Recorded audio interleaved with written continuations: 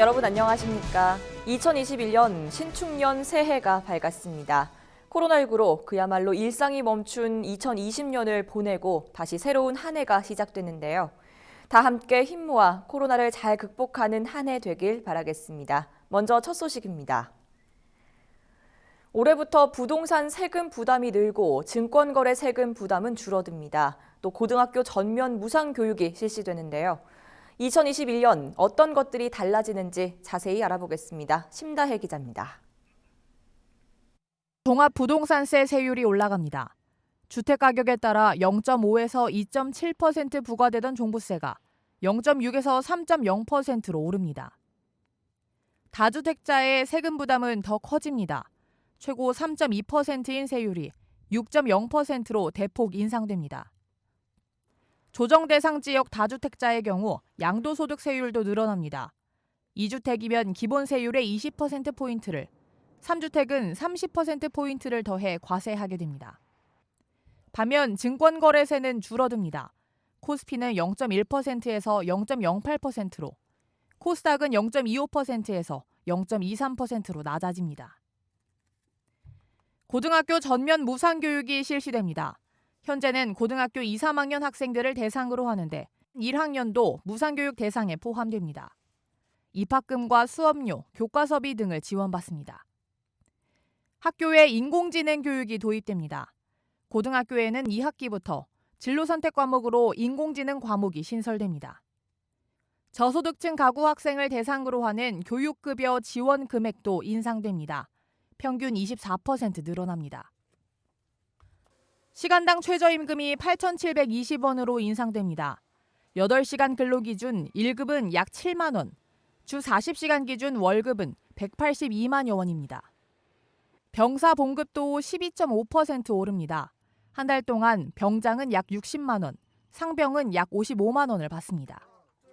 군대 학력 제한은 완전 폐지됩니다. 최종 학력이 고등학교 중퇴 이하인 사람도 건강하면 현역병으로 입영할 수 있습니다.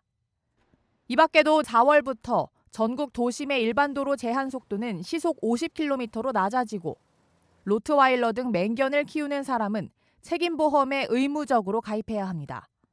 헬로티비 뉴스 심다혜입니다. 네, 맹견 키우는 분들은 책임보험 꼭 챙기시길 바랍니다. 다음 소식입니다. 다사다난했던 지난해의 아쉬움을 뒤로하고 2021년 새해가 밝았는데요. 신축년, 하얀 소띠의 해를 맞아 올해는 나의 해로 만들겠다는 소띠들의 새해 소망과 각오를 들어봤습니다. 표영민 기자입니다. 설렘과 기대로 가득한 신축년 새해가 밝았습니다. 사람들은 가장 먼저 올해는 코로나19로 무너진 일상을 되찾을 수 있길 기대했습니다. 코로나가 물러가면은 모든 게 다 해결이 나고 사람 활동도 하고 애들도 만나보고. 사회적 거리두기가 너무 오랫동안 하고 있는데 이제 사회적 거리두기가 0단계가 되어서 이제 마스크를 벗고 여행을 갔으면 좋겠습니다. 코로나가 빨리 종식이 돼서 우리 아이들과 여행도 가고 부모님하고 맛있는 것도 눈치 안 보고 먹으러 다녔으면 좋겠습니다. 소중한 가족의 건강과 안녕을 기원하는 부모들의 마음은 언제나 변함이 없습니다. 우리 하나밖에 없는 외손녀의 꿈이 꼭 이루어졌으면 하는 바람을 또 가져봅니다. 새해에는 우리 가족 모두가 건강했으면 좋겠고 특히 딸이 출산을 앞두고 있는데 건강하게 순산했으면 좋겠습니다. 1997년생 청년들은 올해 조금 더 발전한 나의 모습을 다짐했습니다.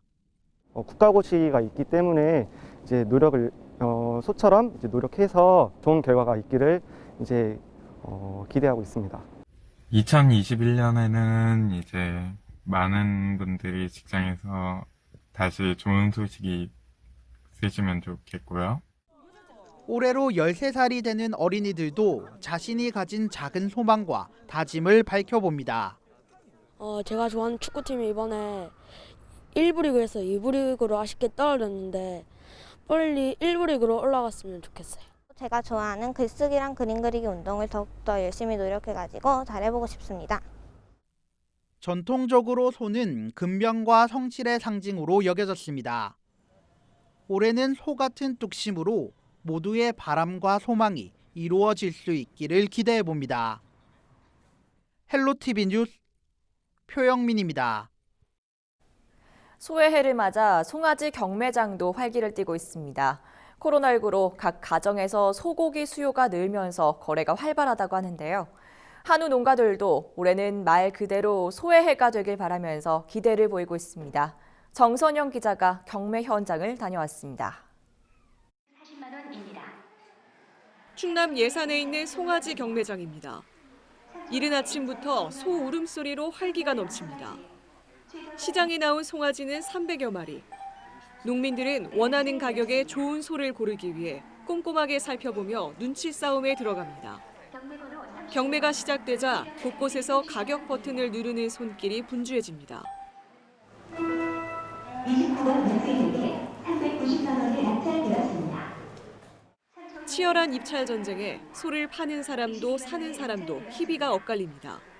9개월짜리 황송아지 3마리가 잡거든요. 근데 예상으로 한 550만 원 정도 나와야 되는데 그거 안 나올 것 같다. 소가 많이 나오고 장사 소 사러 오는 사람들이 많이 안 나왔어요. 그래서 한 500만 원 선은 받을까 이렇게 생각을 하고 있죠.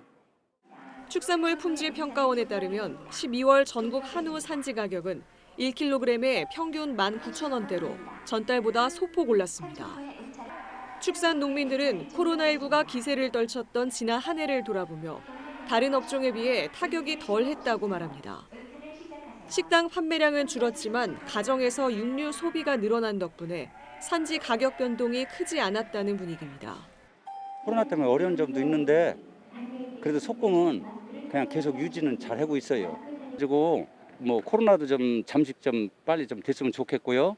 그래서 여러 국민들이 빨리 이렇게 그 경기가 회복해서 그 식탁에 좋은 소고기를 많이 잡수셔가지고 소비가 많이 됐으면 좋겠어요. 이날 경매장에서 낙찰된 송아지의 최고 가격은 555만 원. 2021년 소의 해를 맞아 축산 농가들도 희망차게 새해를 시작하고 있습니다. 헬로티비 뉴스 정선영입니다. 강원도 횡성은 고품질 한우 생산에 적합한 환경을 갖춰 명품 한우의 고장으로 알려져 있습니다.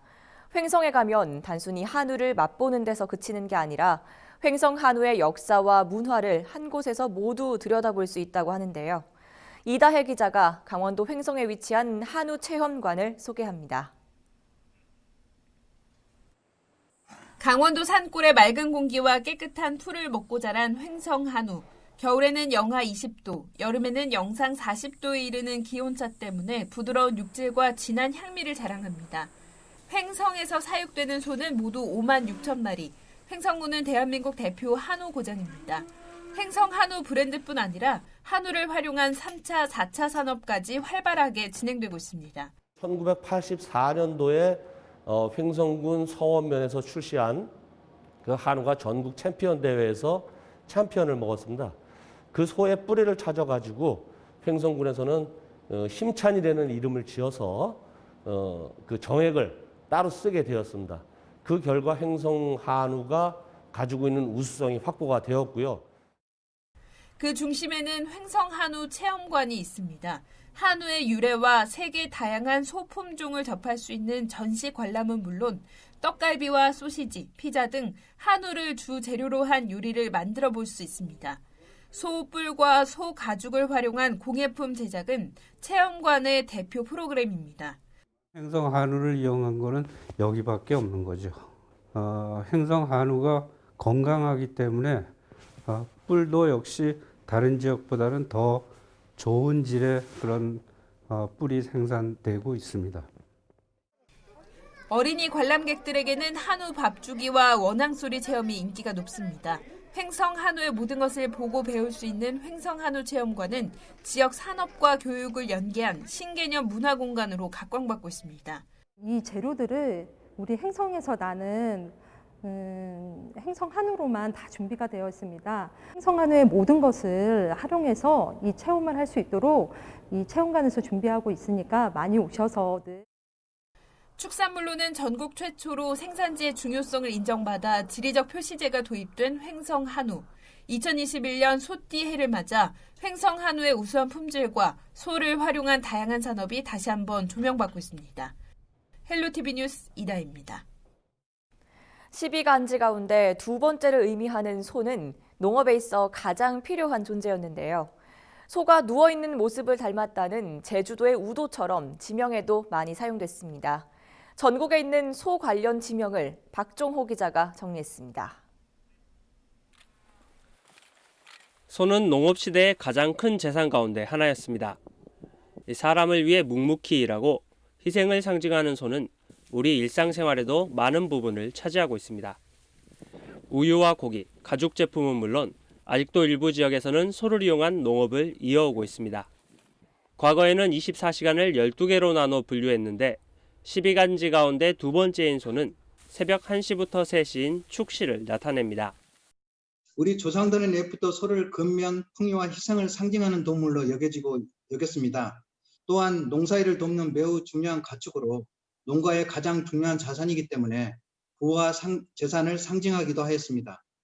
우리 민족은 소를 아끼고 보살펴야 지방과 마을이 편안하고 번창해지고 믿어왔습니다. 소는 일상생활뿐만 아니라 지명에도 활용됐습니다. 우리나라에서 소와 관련된 지명은 모두 731개. 이 가운데 전남이 204개로 가장 많았고 경남 96개, 경북 94개, 충남 85개 등 순이었습니다. 전라남도는 강진군의 가우도가 소와 관련된 명칭 가운데 대표적입니다. 가우는 가마나 상여, 짐 수레를 끄는 소를 일컫는 말로 섬을 하늘에서 내려다보면 소의 멍에 부분에 해당된다고 해서 가우도라는 이름이 붙은 것으로 전해지고 있습니다. 대표적인 지명으로는 여러분이 익히 들어본 우면산, 가우도, 소똥령 등이 있습니다. 서울 우면산은 졸고 있는 소의 모습, 이름도 재미있는 강원도 고성군의 소똥령은 팔려가던 소들이 고개 정상의 주막 앞에 똥을 많이 누워 산이 소똥 모양이 되었다는 유래가 전해져 오고 있습니다. 기원전 1세기부터 우리와 함께 지낸 소. 소와 관련된 지명에 대한 자세한 정보는 국토지리정보원 누리집을 통해 확인할 수 있습니다. 헬로티비 뉴스 박종호입니다. 네, 2021년 올해는 신축년 소띠해입니다. 우리 사회에서 소가 상징했던 의미는 무엇인지, 또 소와 관련한 전통을 지키기 위한 과제는 없을지 천진기 전 국립민속박물관 관장 전화 연결해서 이야기 나눠보겠습니다. 네, 관장님 먼저 우선 올해 신축년 소띠해를 맞아 그동안 우리 사회에서 소가 어떤 의미였는지 먼저 설명해 주시죠. 우리 조상들은 소가 말이 없어도 12가지 덕이 있다고 했습니다. 소중한 노동력뿐만 아니라 짐을 나르는 운송 역할도 담당했고, 집안에 급한 일이 생겼을 때 목돈 발휘를 위해서 비상금고 역할을 했던 것이죠. 그다음에 천천히 걸어도 항소고름, 우보철이라는 말이 있듯이 소의 그 충직성, 우직성, 그다음에 쉬지 않고 가는 근면성, 이런 것들이 소에 대한 우리 민족들의 생각이 아닐까 싶은 생각이 듭니다. 네, 소싸움과 관련해서는 동물학대다, 또 한편으로 민속 전통으로 보존해야 한다, 이런 논란이 있는데요. 소싸움이 전통성을 잃지 않기 위한 과제는 뭐라고 보십니까? 단순히 소를 싸움시켜서 힘센 소만 상금을 많이 내고 이런 것보다는 농경사회, 그다음에 농경사회 소의 의미, 소가 갖고 있는 전통문화, 민속 속에서의 의미, 이런 것들을 짚어보면서 전체 부분 속의 소싸움을 이해한다면은 현대인들의 이러한 비판들에 대해서 좀 비켜나갈 수 있지 않을까 싶은 생각을 합니다. 네, 시간 관계상 여기까지 듣겠습니다. 고맙습니다. 코로나19로 비대면 일상이 계속되고 있는데요. 방역 지침 철저히 지키면서 이럴 때일수록 서로가 서로의 몸과 마음을 더욱 잘 챙기는 계기로 삼았으면 좋겠습니다. 뉴스를 마치겠습니다. 고맙습니다.